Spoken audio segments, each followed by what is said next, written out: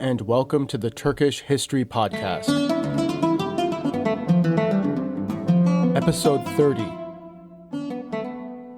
Al-Dawla Al-Nizamiyya.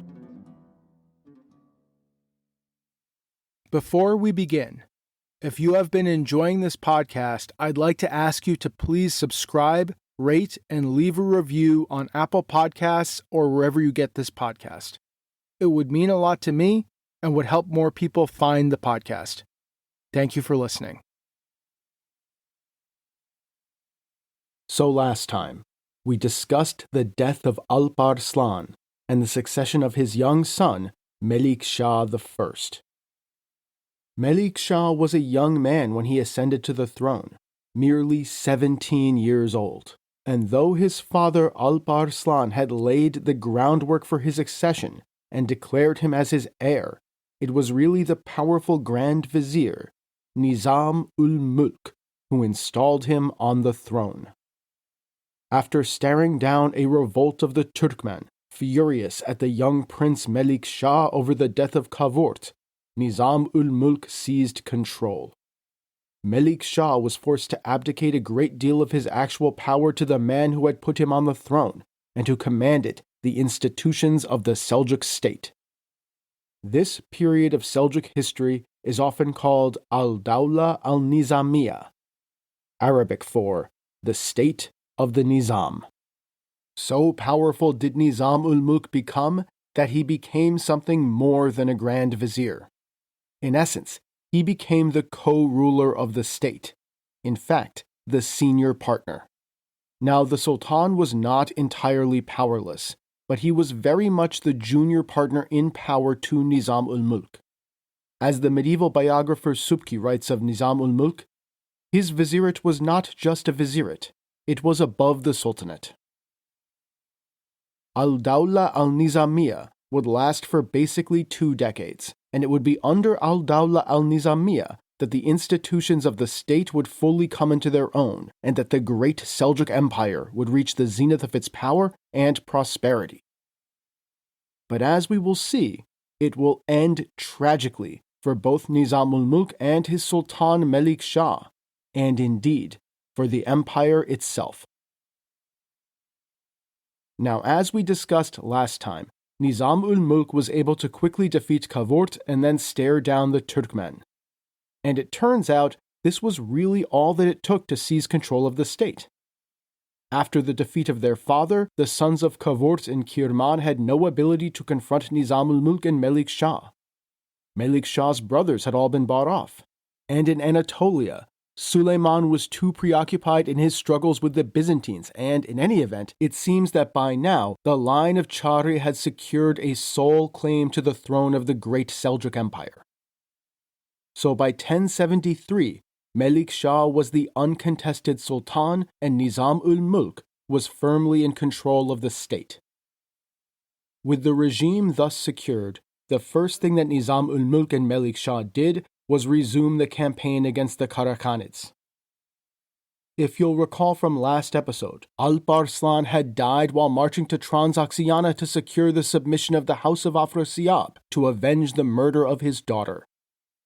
His death had then necessitated Nizam ul-Mulk and Melik Shah turning the army around to fight for the throne back in Iran. Well, as the Seljuk troops retreated back across the Amudarya, the new Western Khan of the Karakhanids, Al-Tegin, took advantage of the situation and pressed forward. In December of 1072, about a month after the death of Alp Arslan, Karakhanid troops stormed the city of Tirmiz. Tirmiz lies on the north side of the Amudarya in modern-day Uzbekistan, just to the north of Mazar al-Sharif in Afghanistan, and was a major city of medieval Central Asia. It had long been subject to the great Seljuk Empire. From there, Al-Tegin crossed the river, plundering Balkh, as the attention of the Seljuk state was focused on the war for the throne. Ayaz, Melik Shah's brother and the Lord of Khorasan, was able to retake Balkh on January 13, 1073, but his attempt to retake Tirmiz was unsuccessful. And in any event, he soon moved to the west to assist his brother in the looming civil war. And at the same time, amidst the disorder caused by the civil war in the Great Seljuk Empire and the war with the Karakhanids, the Ghaznavids had invaded from India and had plundered the city of Salkakand, even capturing a Seljuk prince. So now that the civil war had been settled, the ruling duo decided that they had to resume the war begun by Alparslan and restore Seljuk control of the east. Thus, Melik Shah gathered up the army and began marching back east from Rey. Leading the troops in battle was likely an important part of securing his legitimacy. And it is important to remember that for all this period is called Al-Dawla Al-Nizamiyya, Melik Shah was not a mere puppet of Nizam ul-Mulk. Yes, the Grand Vizier was clearly the senior partner, and as it was said, the vizierate was above the sultanate. But his power was not absolute. Even within the central state bureaucracy, he had a powerful rival named Taj ul-Mulk, who was supported by Melik Shah's wife, the immensely talented and powerful Karakhanid princess Terken Khatun. And the Sultan retained power and influence because Melik Shah was still critical to the regime's legitimacy. So we really should think of this as a partnership between the two men, with Nizam ul-Mulk as the senior partner. And putting the Sultan at the head of the armies to secure his legitimacy is a clear sign of his importance to the state, and a clear sign of the power that he still held. So led by Melik Shah, the Seljuk army made for the city of Tirmiz. The local Karakhanid defenders were no match for the massive Seljuk army. After a relatively short siege, the Karakhanid troops led by the Karakhanid prince named Buga-Tegin, who was in fact the brother of the Khan Altegin, decided that it would be better to come to a deal with the Seljuks and return the city, which after all had been in Seljuk hands even prior to the war. Ibn al-Athir relates, "The army filled in the city moat and bombarded the place with mangonels. The garrison became fearful and asked for terms, which were granted. They marched out of the city and surrendered it." Buga-Tegin was treated with all honor and respect due to a member of the venerable and ancient house of Afrasiab. Clearly, Melik Shah was not envisioning the complete destruction of the ancient and more noble ruling house of the Karakhanid Khanate. Upon hearing the news that the massive Seljuk army had crossed the Amudarya and that his brother Buga-Tegin had surrendered the city of Tirmiz, the Khan Ali Tegin realized that he really didn't have any good options here. Buga-Tegin was the lord of Bukhara, and having surrendered to the Seljuks, likely that great city would soon be in Seljuk hands. And he realized that even Samarkand, where he himself now sat, could not hold out for long against the Seljuks. So he abandoned the city and fled to the north and the east, away from the army led by Melik Shah. And so Melik Shah advanced to Samarkand, taking the great city without a fight. The ancient city, what had been the western capital of the Karakhanid Khanate since the fall of the Samanids, was now in Seljuk hands. Melik Shah must have wondered at how far the house of Seljuk had come from the days of his great-great-grandfather Seljuk, who himself had fought to save this very city that Melik Shah was now sitting in from the Karakhanids, and had in return been granted pasturage rights nearby. What a rise for the Seljuks, from refugee nomads gratefully grazing their herds outside the walls of the city, to a sultan married to a Karakhanid princess and sitting in the palace himself within 70 years. With Melik Shah installed in the palace at Samarkand, and with Seljuk forces spreading across Transoxiana, Altegin decided that he had no choice but to submit. With a heavy heart, he wrote to Nizam ul-Mulk back in Iran begging for forgiveness and apologized for taking Tirmiz, and he offered submission if it would save his throne. Nizam ul-Mulk agreed, and he advised, quote-unquote advised, Melik Shah to accept the submission of the Khan. Altegin thus formally submitted to Melik Shah, who then retreated back across the river to Iran. Thus the venerable and ancient house of Afrasiab, the great Khans of the steppe, submitted and became vassals of the upstart house of Seljuk. The Seljuks were now not only the overlords of Iran, Iraq, Syria, Khorasan, and Balkh, but of Transoxiana, and the very steppe world from which their dynasty had arisen. Even the remote and obscure land of Jand, where the tomb of Seljuk himself lay, was now under Seljuk suzerainty. In a sense, Seljuk, the founder of the dynasty that now virtually ruled the whole Islamic world, had come home.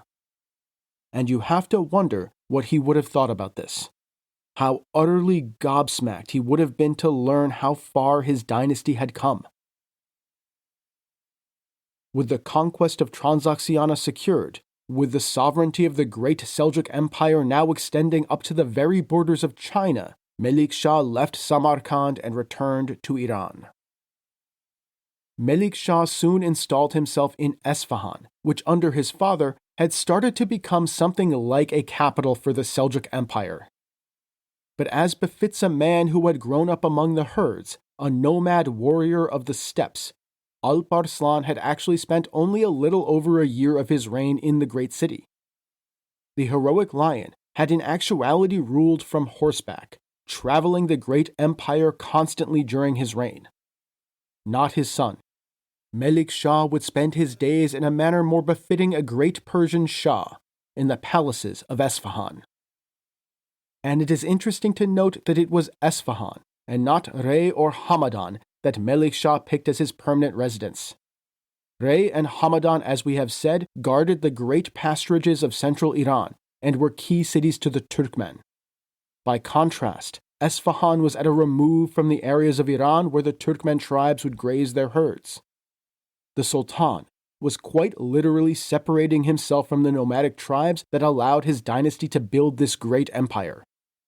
And this, of course, is connected to the transformation of the great Seljuk Empire during his reign, the work accomplished by Nizam ul-Mulk during Al-Dawla Al-Nizamiyya. Now we are going to discuss in detail the structures of the Seljuk state in a later non-narrative episode, but for now, it is sufficient to know that Nizam ul-Mulk, upon seizing control of the state, continued the work of building out and expanding the Persian-style bureaucracy and state structures. And he did this in such a way as to build a clientelist network around himself. As they came into their own, the institutions of the state became tied to the person of the Grand Vizier himself. And as befits a modernizer, a cooker of the barbarians, a master chef even, this clientelist network of state officials was of course opposed to the traditional Turkmen chieftains. Always, Nizam ul-Mulk would oppose the traditional Turkish nobility and the tribes, seeking to limit their power at every turn and even, when he could get away with it, kill them off. He even killed Melik Shah's own aunt, a woman named Gawahur Khatun, a powerful woman who had a deep well of support among a group of Turkmen tribes. In order to oppose the power of the tribes and the traditional Turkish aristocracy, Nizam ul-Mulk raised up the emirs. Now, it is important to remember that the title emir could refer to both traditional Turkish tribal leaders and emirs who acted within the existing Perso-Islamic structure that stretched all the way back to the anarchy at Samarra. Though more often than not, the traditional Turkish chieftains themselves would use the Turkish title bey in lieu of the Arabic title emir. But Nizam ul-Mulk was very much interested in empowering the latter, emirs who were not tied to the power of the tribes. Now, these emirs could be Turkish, often Turkish slave Mamelukes, but they could just as easily be Persian, Arab, Kurdish, or whatever.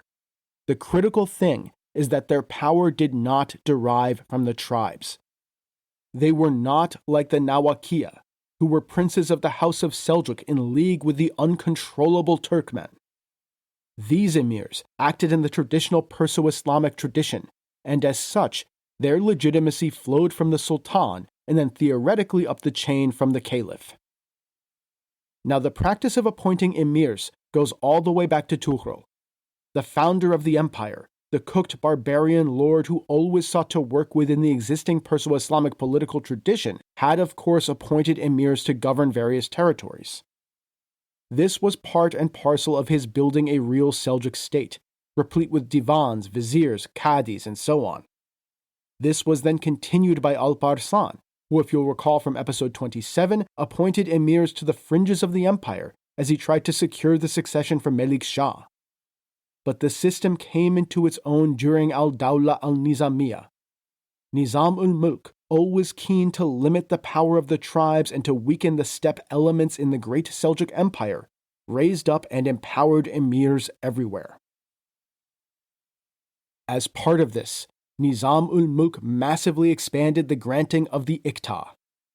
This was how the emirs were compensated and how their loyalty to the state and to Nizam ul-Mulk could be secured.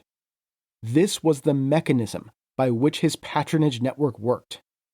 Indeed, Nizam ul-Mulk's use of the iqta was so extensive that some later historians inaccurately claim that he invented the system. Now, this is not true. As we covered all the way back in episodes 18 and 19, the iqta emerged during the anarchy at Samarra as the Abbasid state was forced to find ways to pay its soldiers as the coffers ran empty. And it had precedents that stretched even further back, to the very beginning of the Abbasid dynasty, and even back to Persian and Roman tax farming models. But what is true is that the iqta came into its own under the Seljuks, and in particular here, during Al-Dawla Al-Nizamiyya. As we have discussed, an iqta was in essence a tax farming fief. The holder of an iqta had the right to collect taxes from a given area in lieu of receiving a salary. By the time of the Seljuks, the right had further evolved to also administer the territory attached to the iqta. The iqta therefore resembled European fiefs with the crucial difference that they were gifts of the sultan and the central state, which could be withdrawn at any time. Now, while this did happen, oftentimes an iqta would be reconfirmed to a holder's heirs upon the death of the holder, particularly for powerful holders. Nizam ul-Mulk granted iqtas to his emirs and bureaucrats who would then support him. And while the bureaucrats were generally absentee landlords, many of the emirs decamped to their iqtas, effectively ruling their fiefs as loyal subjects of Nizam ul-Mulk. But as we will come to see, given that an iqta could be removed by the central state whenever Nizam ul-Mulk saw fit, the holder of an iqta was incentivized to take as much profit out of it as he could. This, of course, led to mismanagement, as iqta holders stripped their fiefs bare, which in time would lead to an economic crisis. But that really wasn't apparent in the beginning of Al-Dawla Al-Nizamiyya. Initially, the power of the Grand Vizier became entrenched across the state, and a powerful core of emirs and bureaucrats, an expanded bureaucracy, continued to curtail the power of the wild tribes. But combined with the problems inherent in the iqta system, the creation of these powerful emirs would come to doom the Seljuk state, just as we have seen powerful emirs doom the Abbasids, the Tahirids, and the Samanids already. Because once Nizam ul-Mulk and Melik Shah are gone, the emirs ruling in their fiefs will come to realize that they are the real power of the state. And critically for the regime, there will not be a real counter to the emirs, as by then, the Turkmen tribes will have largely decamped to the fringes of the empire, and in particular to Anatolia, a process accelerated during Al-Dawla Al-Nizamiyya due to the transformation of the state. See, as Nizam ul-Mulk entrenched his control of the state, and as Melik Shah spent most of his time in the palaces of Esfahan, tensions of course grew between the increasingly cooking court and the tribes, particularly the Nawakiya. Now, as we have discussed over and over, there was always great tension between the Seljuk court and the tribes, and the Nawakiya in particular had an ambiguous relationship with the court in Esfahan. They had, of course, essentially gone to war with Alp Arslan, even seeking the aid of the emperor of the Romans in opposing the sultan. Now, that had largely ended after Alp Arslan's victorious campaign in northern Syria and the victory at Manzikert, and the Nawakiya again recognized the sovereignty of the sultan. But as the state became increasingly more cooked during Al-Dawla Al-Nizamiyya, as Nizam ul-Mulk cut down the Turkish aristocracy, the relationship worsened. And both the cooking court and the resentful tribes began to feel that it would be better to have some distance. Thus the tribes were pushed out to the fringes of the empire, to the Caucasus, Syria, the Levant, and most importantly of all, Anatolia. The historian Durand Gedi has noted that the references to the Turkmen tribes in the old heartland of the Seljuk Empire, in Iran itself and northern Iraq, dramatically decrease in the Islamic sources during the reign of Melik Shah. Indeed, references to the presence of the Turkmen in these areas essentially disappear in this period.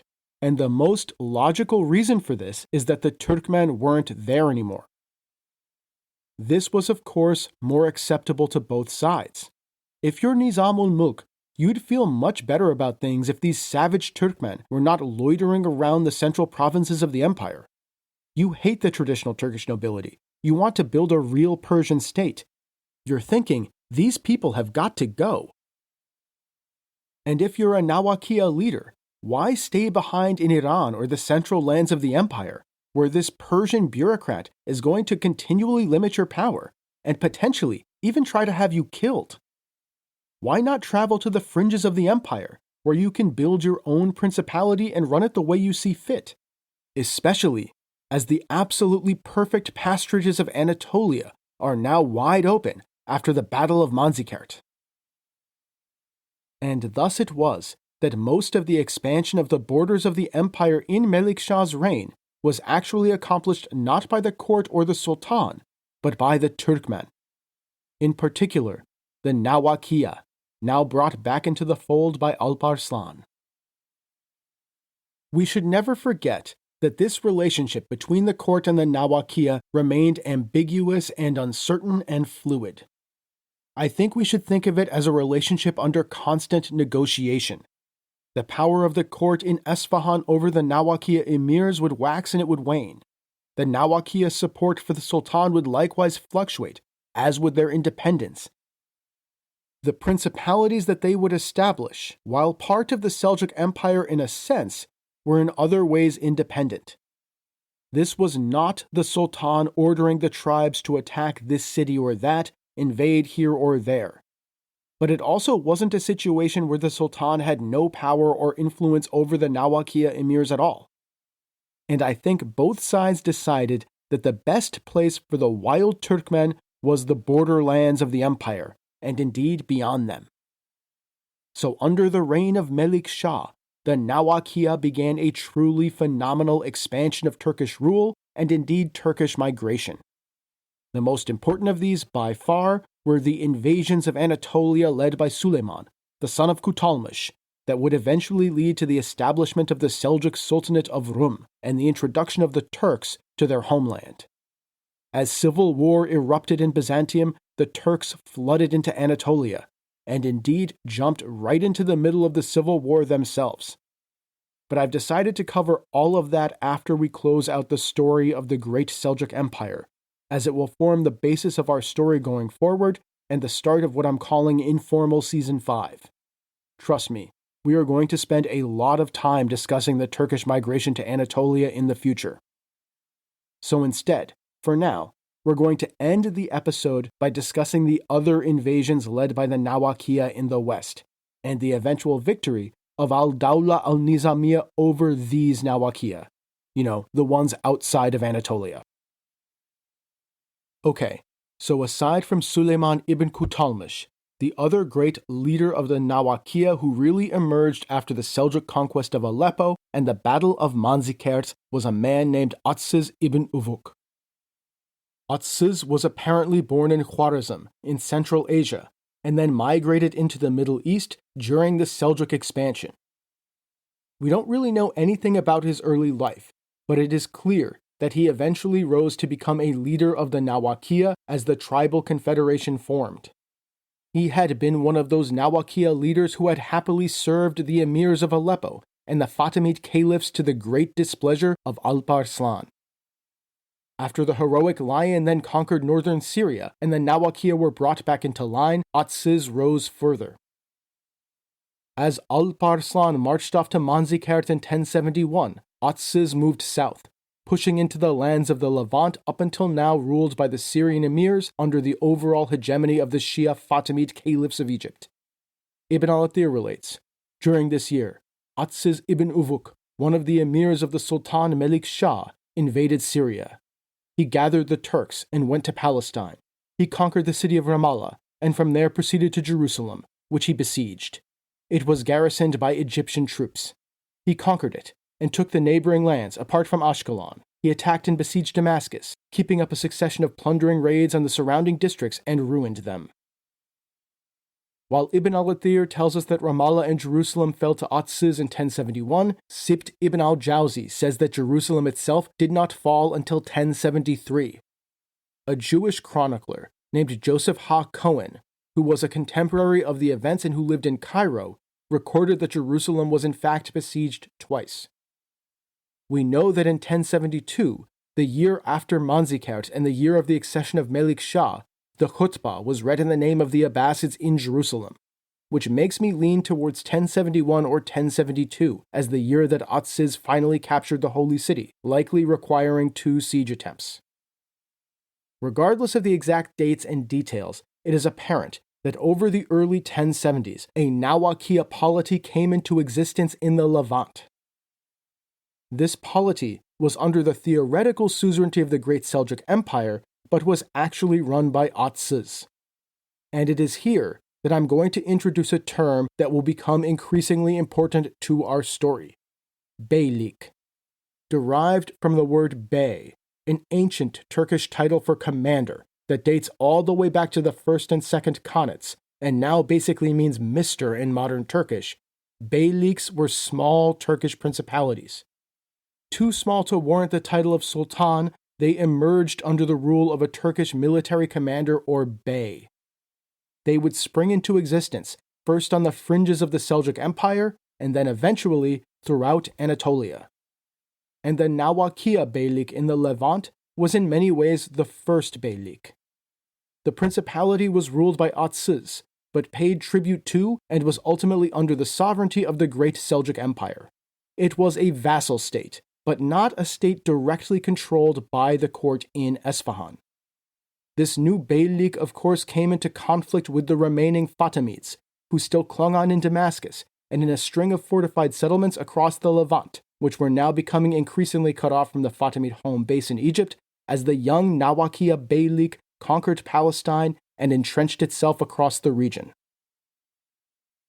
By 1074, Acre had fallen, though in a sign of how tumultuous the nascent Nawakiya Beylik was, the commander who led the siege, a man named Shoklu Bey, at first refused to hand the control of the city over to Atsiz, reportedly saying, "I took this city with the sword."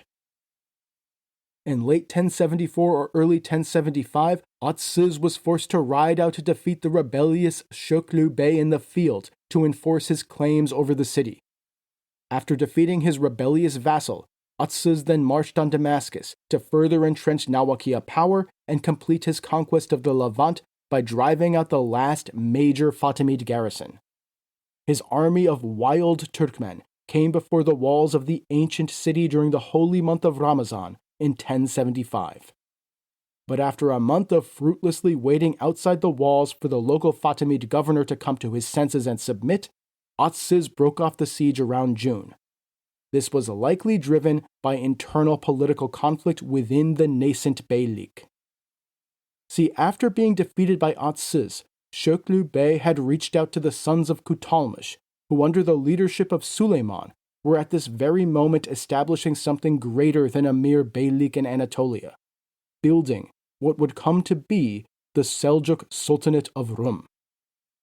We have a letter written by Shoklu Bey to Suleiman. The letter reads, "You are a sultan who is a member of the House of Seljuk, and we would be proud and honored to obey you and find ourselves in your service. For the emir, Atsiz, is not of the House of Seljuk, and for this reason we cannot obey him." Now, to be clear, I think Shoklu Bey was in reality more concerned about getting a powerful ally than theoretical loyalty to the House of Seljuk. But this letter really shows the fluid state of loyalty and power in the lands on the fringes of the empire. The lands at a remove from the increasingly cooking Al-Dawla Al-Nizamiyya. And so Suleiman responded to Shoklu Bey's plea and sent a force south from Anatolia to Syria. Atsiz, breaking off his siege of Damascus, met this Anatolian force near Lake Tiberias in modern-day Israel, to the southeast of Damascus. the Anatolian force was defeated, and Şöklü Bey was seized and executed. This was not the only challenge to Atsız and his nascent beylik, because the ever-centralizing, ever-cooking Seljuk court, Al-Dawla Al-Nizamiyya, looked upon the success of the Nawakiya and this new beylik with a combination of unease and greed. In 1075, just as he was putting down Şöklü Bey's revolt, the court tried to appoint the Sultan Melik Shah's brother Tutush as the ruler of the Levant, to supplant fully this Nawakiya polity and bring the young beylik firmly into the empire. Atsız, however, protested, according to Sibt ibn al-Jawzi, saying, "I am the obedient slave and the Sultan's deputy in these lands. I take from them nothing but what I spend on my sustenance and that of my soldiers with me, and I send to the treasury 30,000 dinars every year." Likely feeling they couldn't really spare the troops to challenge Atsız at this time, Nizam ul-Mulk and Melik Shah backed down. But I promise you, this will not be the last we hear of Tutush. So the authority of Atsız had been confirmed, even if he had been forced to give up on taking Damascus, at least for now, because it appears that in Damascus, the garrison of the city and the local people, who happened to be fed up with the Fatimid governor, saw the prior siege of the city by Atsız as the final straw. And so as Atsız was defeating Şöklü Bey, they rose up against the Fatimid governor. According to Ibn al-Athir, many were the pleas raised against him. The army rebelled against him, and they were helped by the common people. So he fled to Banyas and then to Tyre. Later he was taken to Egypt, imprisoned, and died in captivity. But with the Fatimid governor now expelled, the city appears to have fallen into chaos.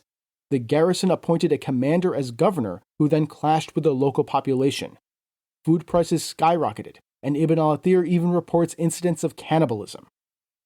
When news reached him of the state of Damascus in early 1076, Atsız quickly reassembled his armies and rode back. He put the city to siege for a second time in March 1076. This naturally caused the food shortages to become even worse. Reportedly, a sack of wheat sold for more than 20 dinars, a colossal sum. As the population starved, the garrison realized that there was no choice. The city surrendered. Atsız entered Damascus on June 25, 1076, and ordered the khutbah to be read in the name of the Abbasid Caliph. All of Syria and Palestine now fell to Atsız and this new Nawakiya beylik. The rule of the Fatimids outside of Egypt seemed to be finished. Seljuk suzerainty, even if in some places merely nominal, now reached the Mediterranean and encompassed the third holiest city of Islam and the holy land of the Christians. Atsız, after taking Damascus and consolidating the rule of his new beylik over the Levant, immediately began to plan for something truly audacious. Indeed, something seemingly impossible: to conquer Egypt and overthrow the Shia heretics in Cairo and end the Fatimid Caliphate. According to some sources, a Turkish commander serving the Fatimids named İldenizoğlu deserted to Atsız and provided valuable intelligence on Fatimid defenses in Egypt to the Nawakiya Bey, thus convincing him to launch an invasion. And indeed, Fatimid Egypt was in chaos. In Cairo, the Fatimids' Turkish slave soldiers had taken control of the capital and were in basically open rebellion against the caliph. Shocking, I know. I mean, who would ever expect a Turkish slave army to be less than loyal to its nominal master? I mean, that's just crazy talk. And in Upper Egypt, a Nubian rebellion had broken out, and the Berbers were moving into the Nile Delta from the Great Sahara Desert. Fatimid control over Mecca and Medina on the far side of the Red Sea had been lost, and now the Seljuks and the Nawakiya had taken the Levant. So in desperation, the Fatimid caliphs had turned to the immensely talented former governor of Syria, a man named Badr al-Jamali. Badr was appointed as Grand Vizier, and he quickly put down the Turkish mutiny in Cairo. It was likely at this time, following the suppression of the Turkish slave army, that İldenizoğlu fled Cairo to join up with Atsız. And now, just as Atsız had conquered Jerusalem, Badr had assembled an army and marched south to put down the Nubian uprising in Upper Egypt. Cairo, it seems, had been left unguarded. Atsiz therefore decided that now was the perfect time to strike. Melik Shah, of course, was completely supportive of this. If successful, Seljuk's suzerainty, even if merely nominal, would extend basically over the whole Muslim world. His role as the defender and champion of Sunni orthodoxy would be beyond reproach, and the House of Seljuk would finally fulfill the dreams of Tughral, the founder of the empire, and reknit the lands of Islam. So Melik Shah sent at least 3,000 Turkish Mamelukes to Atsiz and promised further support. We don't know how much Nizam ul-Mulk was involved in this decision, but he must at the very least have approved of it. With his army thus assembled in Syria, Atsiz left Damascus in the fall of 1076, mere months after taking the city. We don't know how large his army was. I read one source that says that it was around 5,000 strong, which seems a little bit on the low side. But based on what's about to happen, it does seem that Atsiz did not bring enough troops with him. So I think we should imagine that this was a relatively small army, even if we don't know the exact numbers. The Nawakiya army quickly advanced down through Palestine, across Sinai, and entered into the Nile Delta. According to Ibn al-Asir, the army besieged one of the largest cities in the Delta, though unfortunately we don't know which one, and it fell within 50 days. From there, Atsiz and his army began marching towards Cairo. Now this was a problem for the Fatimids. As the Nawakiya Bey began marching on the capital, the main Fatimid army was campaigning thousands of miles to the south in Upper Egypt. And this is pure speculation, but perhaps it was this intelligence delivered by the rebel Turkish commander İldenizoğlu to Atsiz that convinced him to march on Egypt quickly. So quickly he couldn't assemble enough men. So without a Fatimid army in Lower Egypt capable of defending the capital, the caliph decamped the city and raced south to join Badr and his army in Upper Egypt. Atsiz and the Nawakiya were able to enter Cairo in late 1076. That Jewish chronicler who I mentioned, Joseph Ha Cohen, recorded the carnage. They entered Cairo, robbed and murdered and ravished and pillaged the storehouses. They were a strange people, girt with garments of many colors, armored and officered, and capped with helmets red and black. They trumpet like elephants and roar like the roaring ocean. They laid waste the cities, and they were made desolate. God remembered what they had done to the people of Jerusalem. They besieged them twice in 2 years, and burned the heaped corn and destroyed the palaces, and cut down the trees, and trampled upon the vineyards, despoiled the graves, and threw out the bones. As the Nawakiya despoiled Cairo, Badr broke off a 2,000-man detachment from his army in Upper Egypt and sent them racing north to Cairo. Outside the walls of Cairo, the Fatimid army engaged Atsiz and his Turkmen in January 1077. According to some sources, the Fatimids were able to induce the defection of a portion of the Turkmen led by the father of the dead Shoklu Bey. Whatever the details, the results are not in question. The Nawakiya army was routed. Ibn al-Athir claims that most of the Nawakiya troops were slain. Atsiz barely escaped with a handful of his men. Humiliated, he fled back from Egypt towards Palestine and then on to Syria. He arrived in Damascus broken on February 7th, 1077. According to Sibt ibn al-Jawzi, he had only 15 men remaining of the army he had led to Egypt. And Ibn al-Athir relates, he retired unaccountably in a most wretched state. He arrived at Damascus, having been deserted by his men. The writing was now on the wall for Atsiz. His failure in Egypt had been a catastrophe, and it had fatally weakened his fledgling beylik. News soon came to him that the population of Jerusalem had risen up, and the men he had left to hold the city were now virtual prisoners in the citadel. Desperate to preserve his power, he gathered up the forces he could get his hands on and raced to Jerusalem.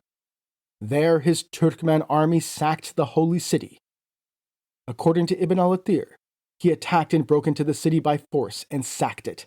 Large numbers were killed, even those who had taken refuge in Al-Aqsa Mosque and Al-Haram al-Sharif. He spared only those who were in the Dome of the Rock.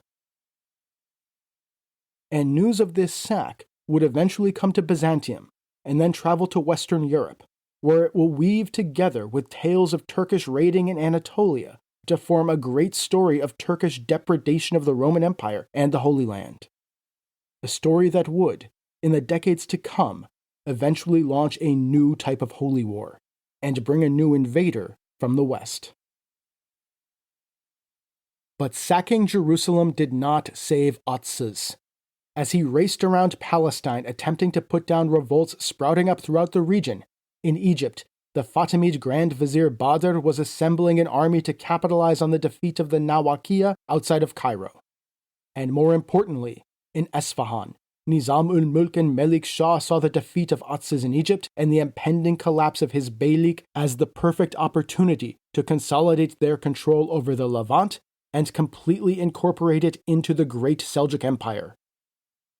And so in 1078, Melik Shah's brother Tutush was appointed as the governor of Syria and sent west with an army. The Seljuk court was moving to destroy its vassal, the beylik led by the troublesome Nawakiya, just as the armies of Egypt advanced east. Tutush and his army reached Aleppo in late 1077. After submitting to Alparslan 6 years earlier, the emirate had fallen into civil war, with power oscillating between the Mirdasi dynasty, the Nawakiya Turkmen overlords, and the Turkish slave soldiers of the dynasty. The great army of Tutush put the city to siege. But 3 months after Tutush appeared outside the walls of Aleppo, he received urgent messages from Atsız. An Egyptian army, sent east by the formidable Badr, had arrived in Palestine. It had swiftly secured the submission of Acre, Gaza, Ashkelon, and the cities of the coast of Palestine before marching to Damascus. There, Atsız was put to siege in his capital. Desperately, he sent word to Tutush, hoping for aid and clemency. No doubt, he was praying that he would at least be left alive. Upon receiving word of the Fatimid invasion and the siege of Damascus, Tutush lifted the siege of Aleppo and began marching south towards Damascus. When the Fatimid expeditionary force heard of the approach of Tutush and his mighty Seljuk army, they realized that there was no realistic way for them to hold on to Damascus. So they broke off the siege and retreated, hoping at the very least to maintain their control of Gaza and Ashkelon in southern Palestine. Thus Damascus was wide open when Tutush finally approached the city, where Atsız sat dejectedly amidst the ruins of his Nawakiya beylik. When Tutush approached the walls of Damascus, he sent word to Atsız demanding that he come out to meet him. Atsız reluctantly dragged himself out of his capital and appeared before Tutush and his great army. Tutush was furious with him, and was clearly not going to let this chance to end the Nawakiya beylik go. According to Ibn al-Athir, he reprimanded him, and Atsız made various apologies, which Tutush did not accept, but arrested him immediately and executed him without delay. He took over the city and dispensed good government and justice to the people. Thus, the Nawakiya beylik in the Levant, one of, if not the first Turkish beyliks, came to an end, brought directly into the fold of the great Seljuk Empire by Tutush. But Tutush had not yet firmly brought the Levant and Syria under Seljuk control. To the south, the Fatimids retained control of a thin strip of Palestine, and more importantly, to the north, the remnants of the Emirate of Aleppo clung to power. But we will discuss Tutush's rule in Syria and the final battle for Aleppo in later episodes. For now, it is sufficient to know that Tutush had embedded himself in Syria and Palestine, ruling as governor on behalf of the court in Esfahan. Under Tutush, the great Seljuk Empire had swallowed the Nawakiya beylik. The power of Al-Dawla Al-Nizamiyya had never been stronger. But in conquering Syria and the Levant, Tutush had become a powerful emir in a state now distressingly full of other powerful emirs. And in fact, his conquest of Damascus also marks the beginning of his own emirate.